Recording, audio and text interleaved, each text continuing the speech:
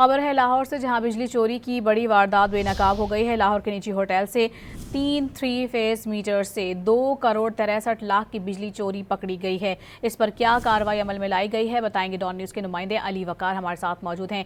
जी अली, बताइएगा। तो इधर से शुरू करेंगे, ऐसे एंट्री करेंगे। अली वकार से भी रब्ता करेंगे। इस वक्त अपने नाज़रीन को बताते चलें कि 3 फेज मीटर से 2 करोड़ 63 लाख की बिजली चोरी ये पकड़ी गई है।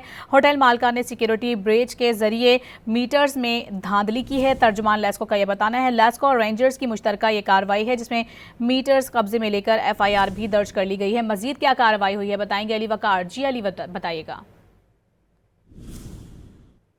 लेस्को ने आज जो है एक बड़ा ऑपरेशन किया है, जिसमें लाहौर के एक निजी होटल में बड़े पैमाने पर जो बिजली चोरी की जा रही थी, उसमें जिस जगह पे ये कार्रवाई की है, उसमें पाकिस्तान रेंजर्स और पुलिस दस्ता जो है उसने भी लेस्को टीम के हमरा मदद की है, क्योंकि ये डिस्को स्पोर्ट यूनिट है वो कायम किया गया है बिजली चोरी की रोकथाम के लिए।